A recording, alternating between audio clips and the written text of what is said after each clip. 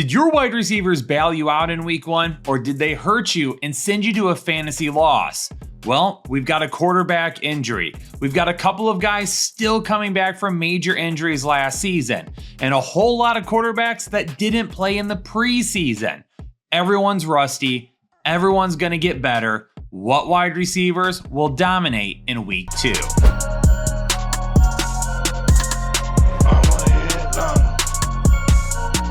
Yo, what is going on, Headliner Nation? It really felt like last week across the board, there were some down performances. Just offense as a whole, passing as a whole, didn't feel as good as it has felt in years past. And maybe it's the fact that we just have a lot of guys who didn't play at all in the preseason.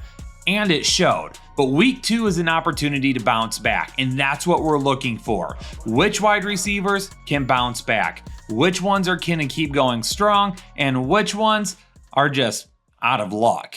And just to reiterate, maybe you haven't been here before or you missed it in last week's videos, but our start and sit analysis this season is way more streamlined, and we take a little bit different approach to try and help you make better roster decisions with your lineups. First and foremost, we're diving into all of the matchups. We will have a defensive matchup rating on the screen underneath the players for the defense they will be playing against. And then we're going to give them a risk designation. Are they low risk, mid risk, or are they high risk? They may not be sits and they may not be starts, but how much risk can you take on in your lineup? Can you put in somebody that has a huge ceiling, but their floor is crap? Maybe you need to play it a little bit safe this week and you're going to put someone in that you know is going to get you some fantasy points. That's what these videos are all about. And typically Thursday Night Football doesn't bring a ton of high-end performances, but with Buffalo and Miami meeting up this week, that could be different. I think we still have a whole lot of questions about the Buffalo wide receivers that may not be answered for a while longer. Khalil Shakir and Matt Collins both found the end zone and scored a touchdown. Keon Coleman led the wide receivers in targets, but I don't know if we're going to find any consistency coming up. But keep in mind, those 3 guys put up some type of fantasy points here in week 1, but it also came at the expense of Dalton Kincaid and Dawson Knox. They only had 4 combined targets. What happens to the wide receivers when Kincaid gets going? Maybe Kincaid doesn't get going. Does Matt Collins actually secure a starting role in this lineup? Khalil Shakir, is he the PPR guy? Can Keon Coleman start breaking some big plays down the field? There isn't just one guy. This is not an offense like we've seen from Buffalo in the past. Josh Allen could be spreading the ball around the entire time, and that could definitely cause some issues trying to find the right guy every single week. If I had to guess, Shakir or Coleman will end up being the most consistent option, if that's what you're looking for. And that's why they are in the medium risk category this week. Thursday Night Football, typically not great for offense, but it's Miami and Buffalo. There's always a chance for a shootout and more targets for both of these guys. Buffalo's defense effectively shut down the passing game for the Arizona Cardinals last week. But maybe it wasn't Buffalo's defense that actually did it, and it was just Arizona's offense not functioning the way that it should. And even with those defensive numbers from Buffalo last week, I'm not assuming very much risk with Jalen Waddle or Tyreek Hill. In fact, I'm feeling so good about both of them. They're both going in the low risk category for me. And Jalen Waddle is even going to go into an underdog slip. And just in case Buffalo's defense really is legit and does shut down the Miami Dolphins, I took Jalen Waddle's slider on the receiving yards and bumped it down to 59.5, and then took the over at a 0.9 multiplier, which is something awesome that you can do over on Underdog right now. If you see a line that you're not in love with, you can use the slider, move it up or down, change the multiplier, and then put it into your pick'em and find something that you're way more confident in. So all you need to do is head on over to Underdog and download the app. Make a $10 deposit into a new account using code word headliners, and you're going to get a special pick'em almost guaranteed to hit. And on top of it, a deposit bonus of up to $1,000. Make sure you go get that done right away. Tail any of these picks that we're talking about, and let's put together a big ticket for week 2. And if you're taking a look at Buffalo's numbers last week and it's concerning you and you have some fear about starting Jalen Waddle this week, keep in mind that Marvin Harrison Jr. was overthrown by Kyler Murray on a couple of different passes, including one that would have been a big play walk-in touchdown that probably would have changed the numbers that we saw from Buffalo last week quite a bit. New Orleans got off to a great start against Carolina in week 1. But I don't think we even fully saw their offense get to tap into their potential. They got up so quick and by so many, they were just focused on running the football after that. And I don't think we got to see Chris Olave or really this offense as a whole start to break out some of the bigger plays down the field. Except for Rashid Shaheed. We know he's always good for a big play. Now, Shaheed had 5 targets compared to Chris Olave's 2 targets. But these are going to be the main wide receivers that we're going to see with the target share moving forward. It would have been great to see Chris Olave get a couple of more targets, but who knows, had that game been closer, maybe he would have had those targets. But I'm still worried about the potential floor for both of these guys going up against Dallas this week.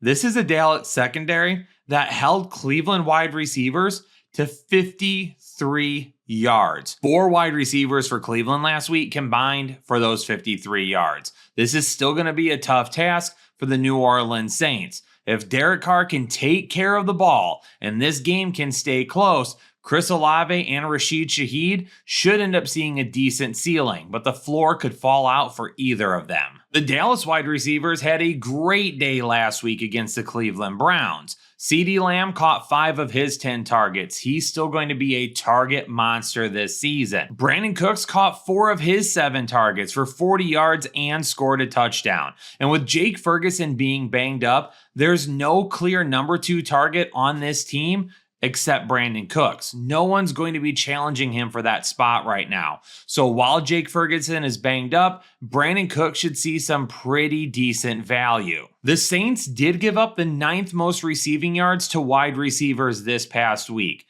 And some of that has to do with the negative game script that Carolina was in.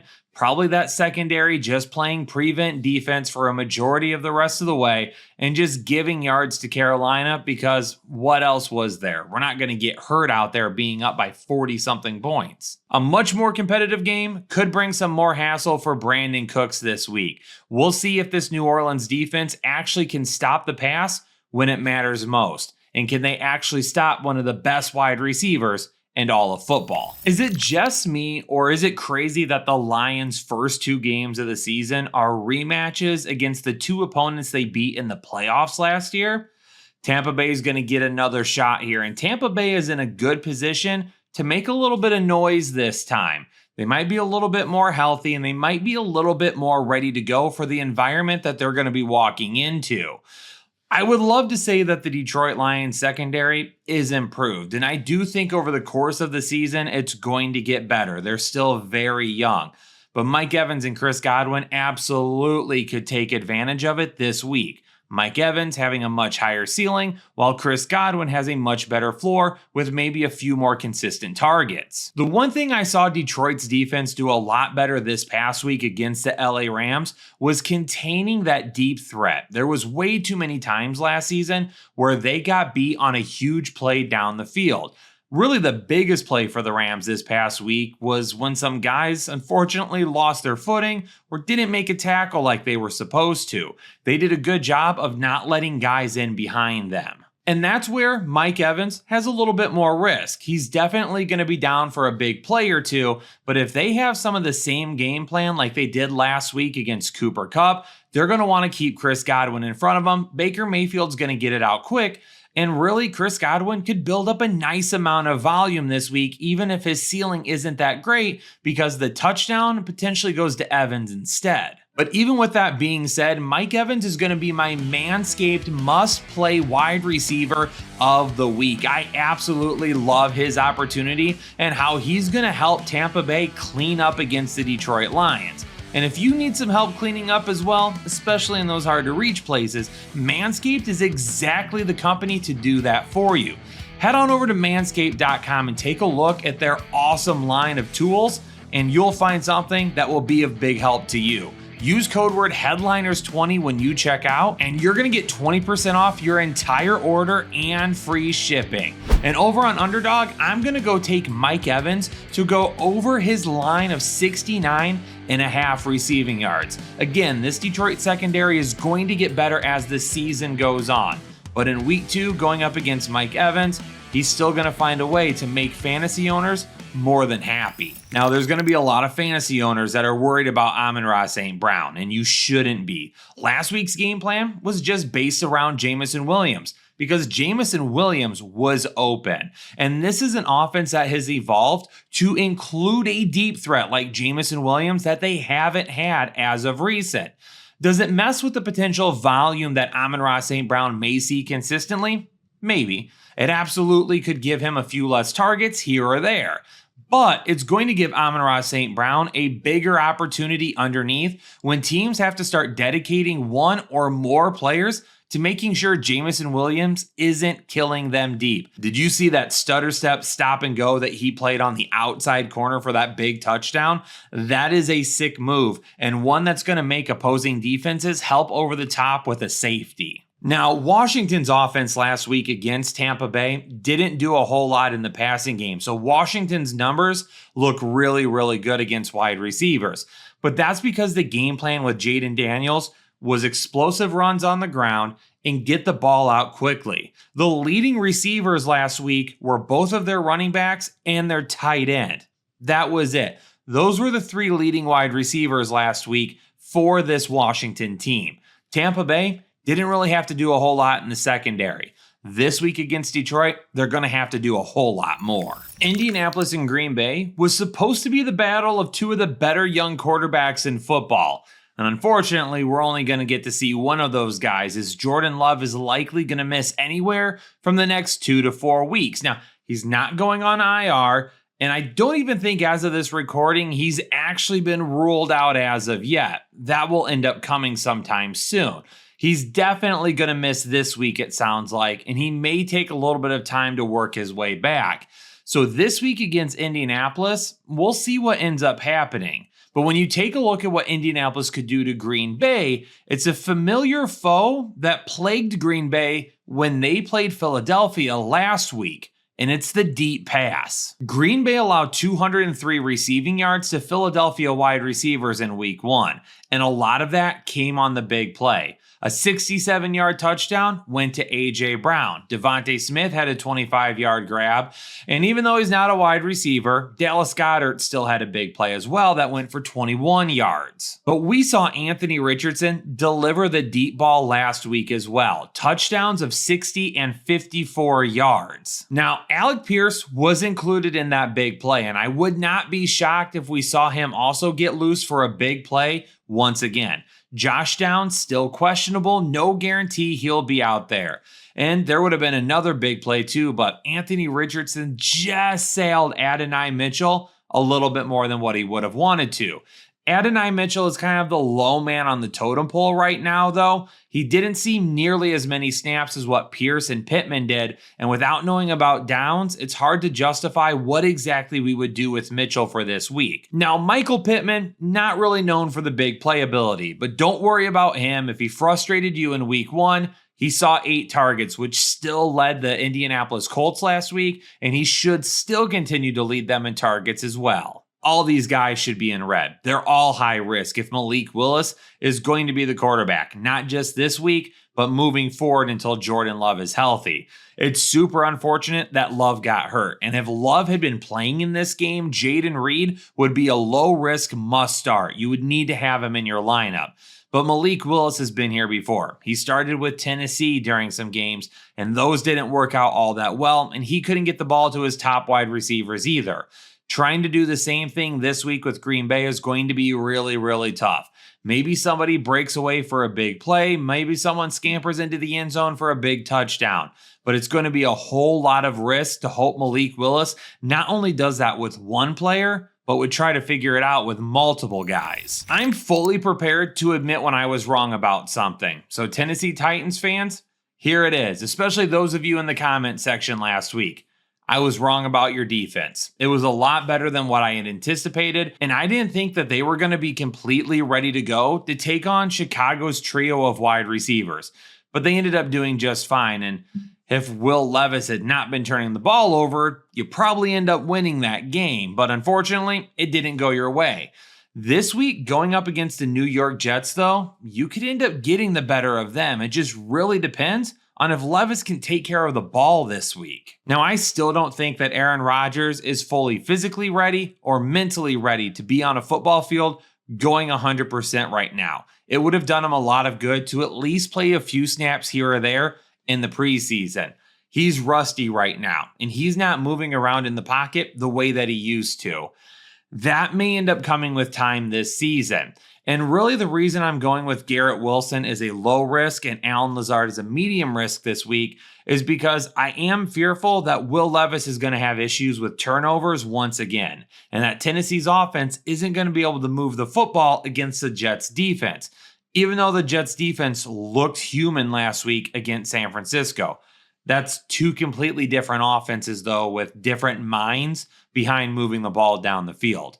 We'll end up seeing what happens. If Tennessee's offense plays fine and moves the ball and doesn't create turnovers, then Garrett Wilson drops down to a medium and Allen Lazard drops down to a high risk because they won't be touching the ball nearly as often as they would if they could get a couple of extra possessions off turnovers. But even last week, those two guys accounted for 20 targets in the San Francisco game. So I definitely could see them at least combining for 15 this week. And again, the concerns are with Will Levis. DeAndre Hopkins isn't fully healthy, and last week against Chicago, because Will Levis just wasn't being consistent, Calvin Ridley just couldn't find himself getting open. Sauce Gardner's probably going to be on Hopkins this week, and hopefully Sauce is 100% after having to leave the field for some weird reason for a few snaps there. And on the broadcast, they didn't really seem to know what was going on. So hopefully he's 100% and ready to go. And if he is, Calvin Ridley's going to have a tough day. Will Levis is going to have even tougher of a day. And this Tennessee team isn't going to see nearly the success on offense that they hope to begin the season. After my running back video came out yesterday, all of a sudden it came out from Kyle Shanahan that Christian McCaffrey is also dealing with Achilles tendonitis on top of the calf injury he's dealing with.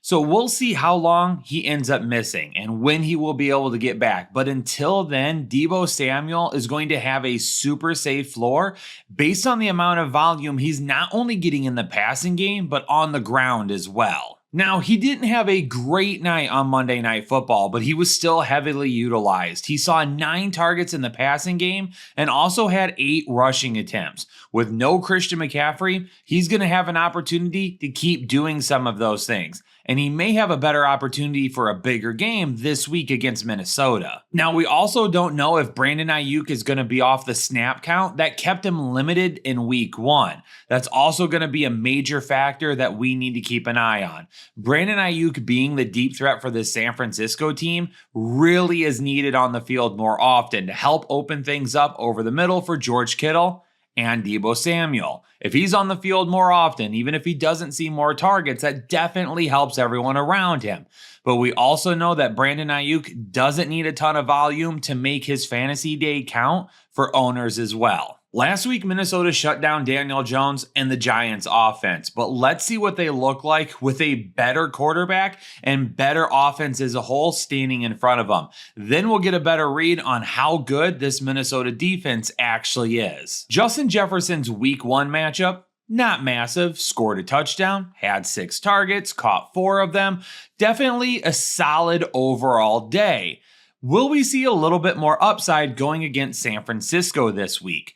The top layer stats for San Francisco against the Jets don't look great as a whole, but I think we really need to keep in mind that several of those yards and one of those touchdowns that they gave up last week all came in garbage time. Tyrod Taylor had come in, Aaron Rodgers was off the field, and really at that point, San Francisco was just playing prevent defense and just letting the clock basically wind down. I'm not going to take all of that into consideration, and I'm going to take some of the numbers with a grain of salt. San Francisco can definitely be better on defense. Justin Jefferson is a whole different monster to try and corral, though, and he definitely should still end up having a really solid week as the #1 wide receiver, and maybe at least a floor of what we saw last week against the New York Giants. Now, hopefully this game is more competitive, so Justin Jefferson sees consistent targets throughout the game. But the key is also going to be Jordan Addison on the other side, who is banged up right now and has sprained his other ankle, opposite of the one that he did during training camp. We don't know yet at this point. Is he going to be limited? Will he be able to play? And how that is going to work for Jordan Addison. So he carries a high risk no matter what. But Justin Jefferson will end up being just fine. He'll see a decent amount of volume. We're going to hope for a touchdown. And there's always a shot at the big play. Great floor, high ceiling every week. The do-it-yourself at-home recipe that's supposed to taste exactly like it does in the restaurant. We've all seen those videos before, right? I just saw one the other day where you're supposed to do like your own Baja Blast at home, and it's Mountain Dew and Blue Powerade and Sprite. I haven't tried it. I don't know if it's good, but 99% of the time when you try making those recipes at home, they taste nothing like they're supposed to in the restaurant. And it's typically like one ingredient that's throwing things off. That's what the Seattle Seahawks are. They're the at-home do-it-yourself recipe of the Houston Texans. Both teams have a strong run game. Both teams have 3 wide receivers that really could dominate opposing defenses. But the one ingredient that's off is the quarterback, because Geno Smith isn't anywhere near of the caliber that CJ Stroud is. And because of that, the dominating wide receivers just aren't able to dominate the way that they should. This New England defense is absolutely no joke. They are very, very strong and very, very good. And last week, DK Metcalf, he had Patrick Surtain on him, giving him fits all day long. And we talked about that in the week 1 video. This week, I would expect DK Metcalf and Tyler Lockett to kind of switch what we saw from last week. Lockett was the leading wide receiver, saw some big plays in the targets. This week, I think DK Metcalf is going to switch, and he's going to have that type of day. My issue, though, is I don't believe any of these 3 guys have that high of a ceiling right now. One of them's going to have a good fantasy day. One of them's going to have a mediocre fantasy day, and the other one is basically going to be irrelevant that week. Seattle's really, really hard to predict. And unfortunately, Geno Smith just is not the quarterback to make all 3 of these guys fantasy viable. I don't know if we're going to see a lead wide receiver step up anytime soon for the New England Patriots. They're going to spread the ball around, and they're going to try to distribute the targets out evenly. They're going to get the ball in playmakers' hands and let them do some things after the catch. This offense is built around the run, and then this offense is going to be built around the short passing game. And last week, KJ Osborne seemed to be the wide receiver 1. He saw the most targets. He didn't necessarily have the best day, but he was looked at the most. That could change from week to week. And as of right now, this is a very fluid situation with how things are going to play out on the New England offense.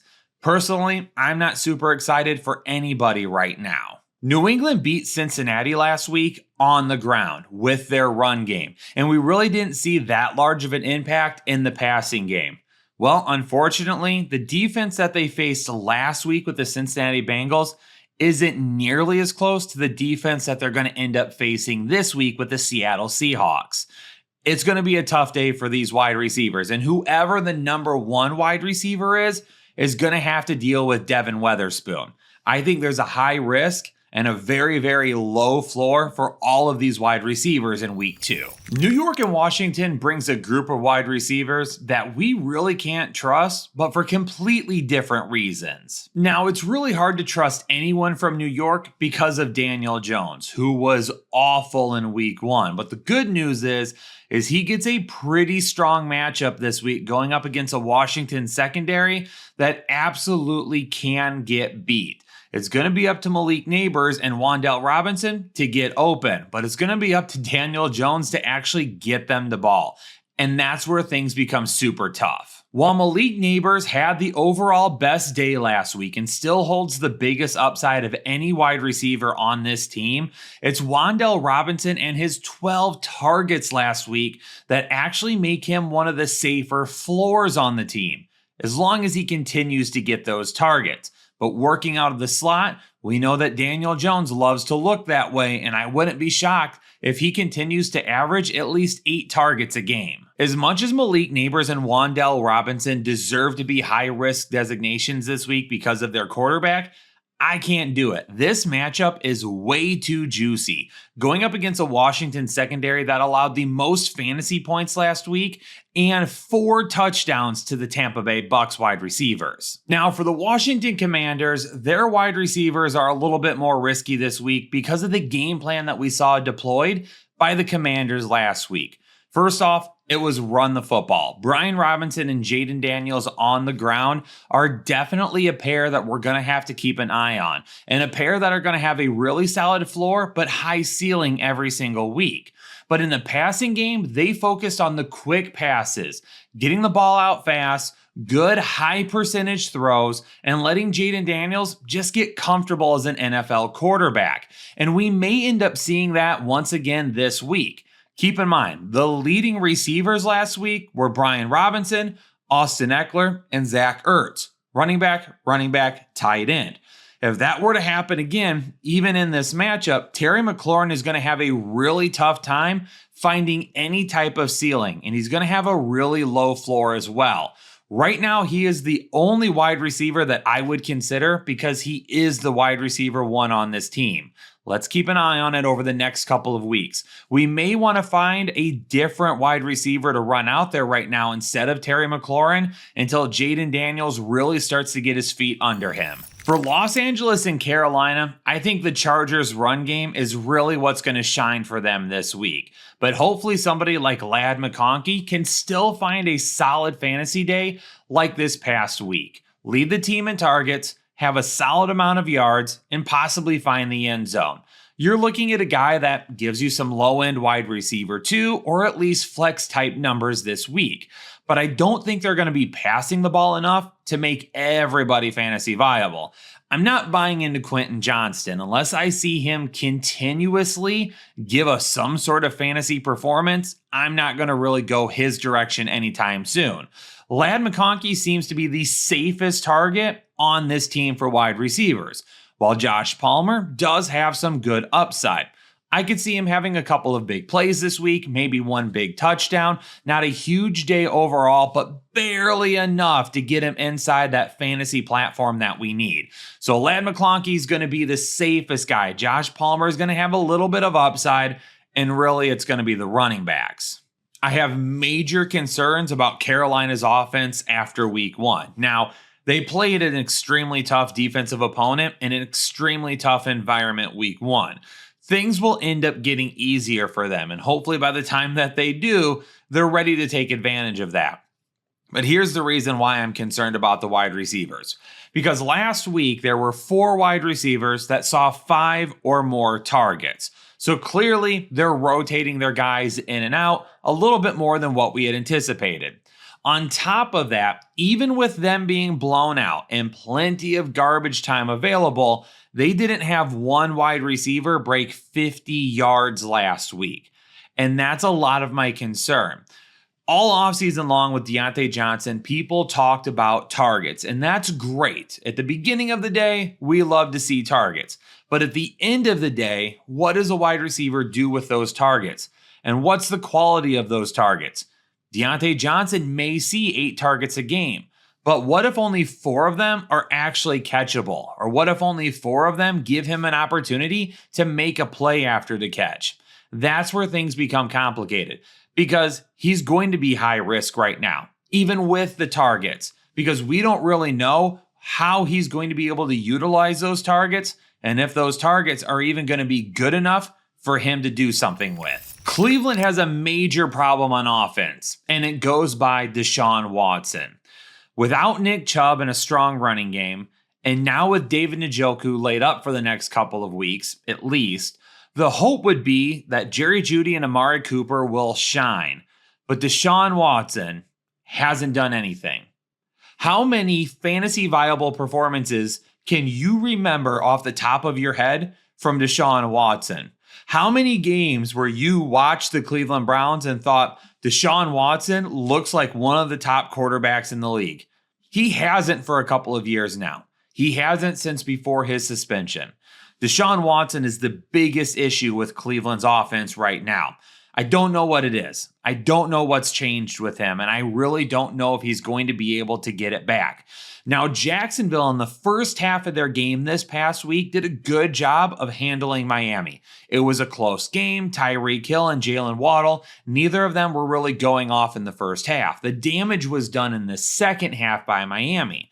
Hopefully, Jacksonville can hang around with Cleveland a little bit longer. And if they make Deshaun Watson uncomfortable, even with the potential for targets for both of these guys, there's still going to be a high risk because Deshaun Watson hasn't shown us anything consistent. And this defense definitely was good enough to contain two of the top wide receivers in the league last week. And they had a much better quarterback than Deshaun Watson. I have been trying to warn you about Christian Kirk for the last several weeks, and a lot of you didn't listen, and I get it, and I understand why. But please know that the concerns that are coming from me are coming from a Christian Kirk fan that had him listed as a breakout candidate in 2022 and a sleeper candidate in 2023. Loved Christian Kirk the last 2 years. But in week 1 of the preseason, Jacksonville went back to a strategy that I don't agree with, that doesn't make a whole lot of sense, but it is what it is. And that's the fact that Christian Kirk does not play very often unless it is a 3 wide receiver set. And we saw it once again in week 1, the same exact strategy. If Jacksonville is running 1 wide receiver out there, it's Gabe Davis. He is the wide receiver 1 on this team right now. If Jacksonville is running 2 wide receivers out, it's Gabe Davis, and a majority of the time, it's Brian Thomas Jr. It's not Christian Kirk. In fact, this past week, Christian Kirk only played 4 snaps in 2 wide receiver sets. So we have to hope that Jacksonville either A, starts to put Christian Kirk out there more often, which is not happening because this has been a trend since last season before Zay Jones got hurt, or we have to hope that Jacksonville starts running 3 wide receiver sets more than any other team in the league. And that's just not happening. Christian Kirk is a highly volatile play right now. He is the number 3 wide receiver on this team.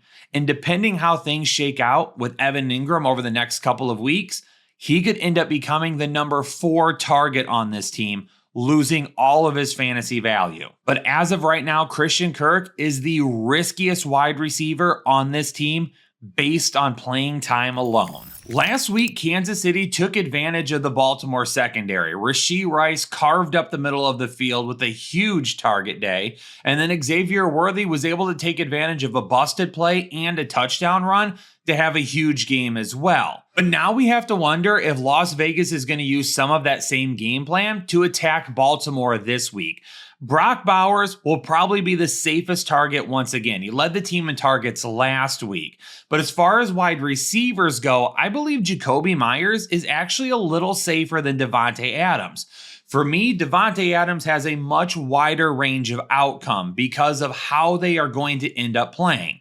Jakobi Meyers is going to be in the slot, and he's going to play the same role that Rashee Rice played last week when he carved up the middle of the defense. So I could see Jakobi Meyers doing the same thing and having a super solid floor because of the amount of targets he'll receive. Where Davante Adams on the outside has a much higher ceiling because of his big playmaking ability, but also may not see the same amount of targets that Jakobi Meyers does. Adams may have to do a little bit more with a little bit less. And that's not necessarily a bad thing. I just think it makes his floor a little bit more unstable, even with the higher ceiling. And for Baltimore, I absolutely love Zay Flowers this week. 10 targets last week against Kansas City, and several of those targets got called back because of penalties. He didn't end up having a huge day, but if it weren't for those penalties, he absolutely could have been one of the best wide receivers last week, and the volume was there. And I like Zay Flowers so much going up against Las Vegas this weekend that I'm heading on over to Underdog and putting in his line of 55.5 receiving yards and going higher on that for a pick'em. And I don't think Zay Flowers' targets will be affected by Mark Andrews potentially bouncing back this week. I think it's far more likely that Isaiah Likely and Mark Andrews feed off each other, where one could have a big week and the other one has a big week. One has a big week the next week and the other one does not. I think we could go back and forth in that type of fashion with the tight ends, and Zay Flowers will end up being just fine. And that's why I believe 55.5 yards, going higher than that seems like a smash right now. I know a lot of people are here to listen about the Rams offense and try to figure out who they could potentially use to replace Puka Nacua. And really, for me, neither of these guys are going to be super solid. They're going to have some big plays here or there. They're going to get a few targets. But Cooper Kupp could end up averaging 15 to 20 targets until Nacua comes back. That's no joke. I think Colby Parkinson is also going to be utilized. Kyren Williams could see a few more targets. Realistically, you have two different options. If you're looking for a big playmaker, Tyler Johnson has more big playmaking ability. If you're looking for a safer bet that likely has more targets, then that would be Demarcus Robinson for me. Probably I would shade towards Demarcus Robinson a little bit more to begin with because of being around the offense for a lot longer and being a guy that has contributed in the past.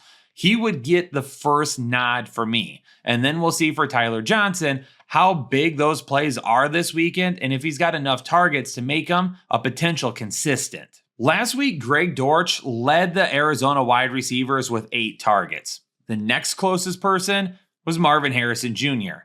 with 3. Now, Marvin Harrison Jr. was literally a big play away from salvaging his day. It was super close too. Kyler Murray barely overthrew him at one point. And those things will start to get a little bit better as the season goes on, and these guys connect a whole lot better as well. And we'll keep an eye on those things, and I'm sure that Marvin Harrison this week will get more than 3 targets. You can't draft a guy that high in the first round and then not even target him in the first week of the season.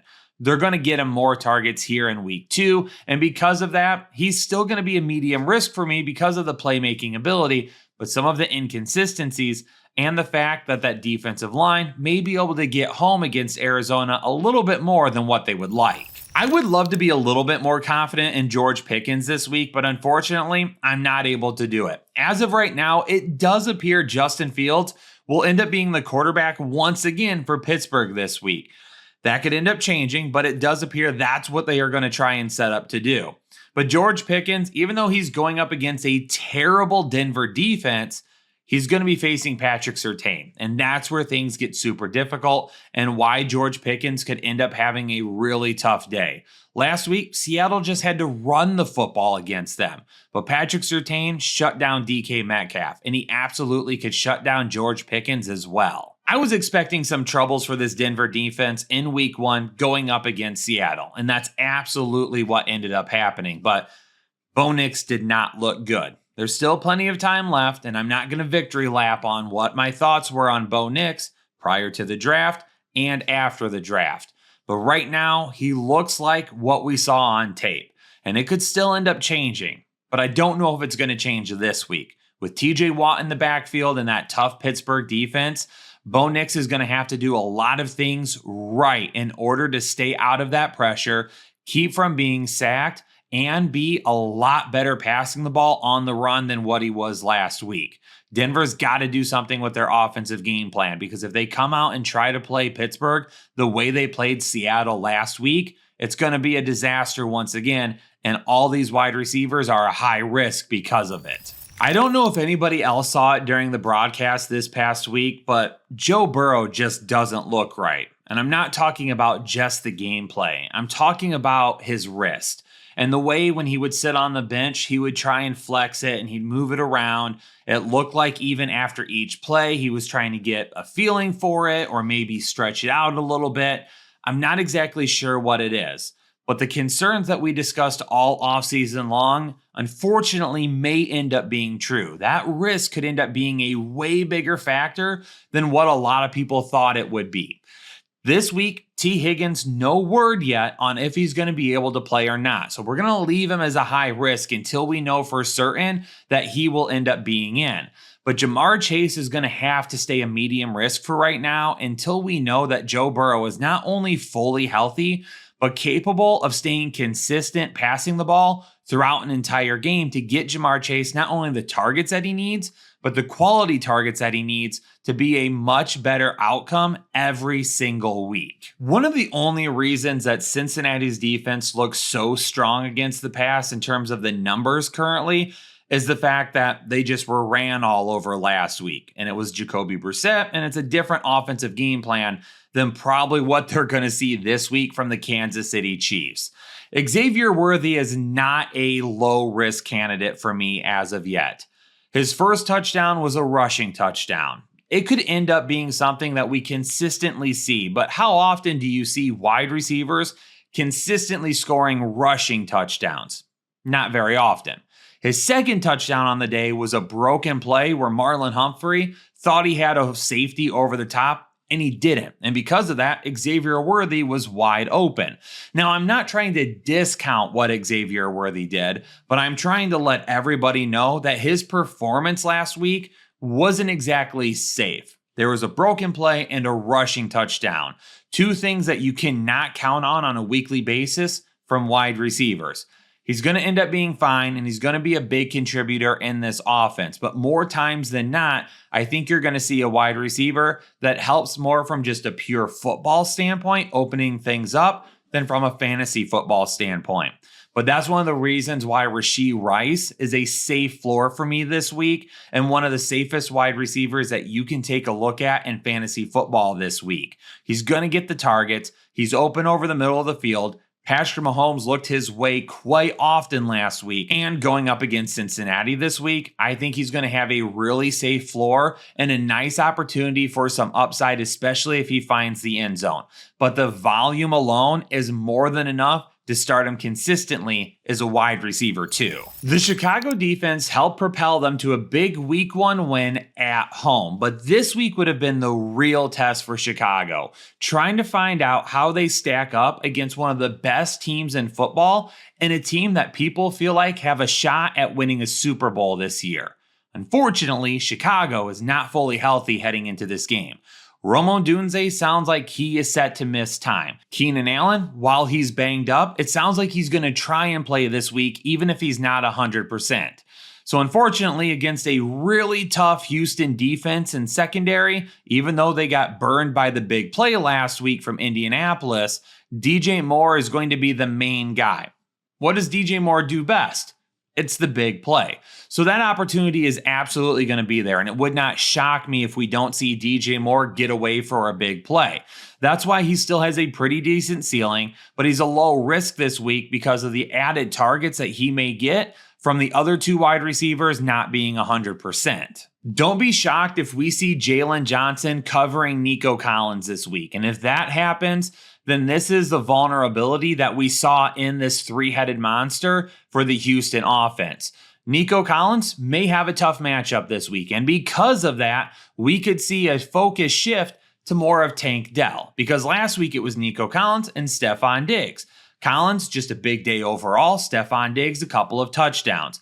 To me, Diggs is the safest of the three plays this week and the guy with the touchdown potential, and the one guy I do see being moved around the formation enough to take advantage of mismatches inside the defense. While Nico Collins and Tank Dell both have medium risk for me. Collins has that big play upside, so his day could really be made in a couple of plays. But if Jalen Johnson locks him down, that ceiling and that floor come down, it's Tank Dell that we have to hope steps up in his place. But he's still also going to be a medium risk because it could go either direction with those two players. We're starting Stefon Diggs with confidence. You can start the other two guys as well. Just know the range of outcomes is a lot more wide. Atlanta and Philadelphia are going to meet up on Monday Night Football, and that Philadelphia secondary sure didn't look any better, but maybe it had to do with being in Brazil, or maybe it had to do with the fact that Jordan Love is just that dude and that good, and his haters should just let it go. But Kirk Cousins, how healthy is he? Because he didn't look fully healthy last week. And that was one of my concerns with him last week. Is he going to be able to move around the pocket, extend plays, throw on the run? And for all of those things, it really didn't felt like he was comfortable with that yet. So is he going to be comfortable this week? If not, it is going to lead to some problems in this passing game once again. I do think from a tight end perspective that Kyle Pitts will be much safer, and I talked about that in the tight end video. But for Drake London and Darnell Mooney, both of these guys bring some risk this week. Darnell Mooney, obviously 100% a high-risk candidate. But for Drake London, he is a little bit closer to being a safe risk for me than he is for being a medium risk. So hopefully Kirk Cousins is just able to execute the game plan. The game plan is getting a ball out quickly. Don't let the pass rush get in on Kirk Cousins. Don't make him roam around the pocket. Make some good, strong throws, high percentage throws, move the ball down the field, and wear the defense down. If you can do that, Drake London should end up being fine this week. Atlanta's defense last week was bend but don't break. They gave up a whole lot of field goals, but for the most part, they held their own against Arthur Smith and the Pittsburgh Steelers. That's completely different than A.J. Brown, Devontae Smith, Jalen Hurts, and this Philadelphia offense, which I have no concerns about this week. A.J. Brown should still see his big plays. Devontae Smith should have a decent amount of targets. The only thing that I would be worried about this week is that Philadelphia gets such a big lead that they just run the football. But if Atlanta can at least keep it close and play strong against Philadelphia, then these guys should see plenty of volume this week, and their big playability keeps them with a really high ceiling as well. But there you have it, Headliner Nation. Start and sit analysis for the wide receiver position here in week 2. Things are humming right now at the Fantasy Headliners. Hopefully you all are enjoying the new content layout this year. I know we are, and I really think in week 1, we had one of our best week 1s ever in terms of the guys that we talked about over the offseason and the calls that we made during start and sits for week 1. Great to see that, and we're going to hope it carries over to week 2. But I hope you all have a great rest of the day. Make sure you catch all the content the rest of the week here on the channel. Peace out, stay safe, stay healthy, and I'll catch you all on the next episode of the Fantasy Headliners.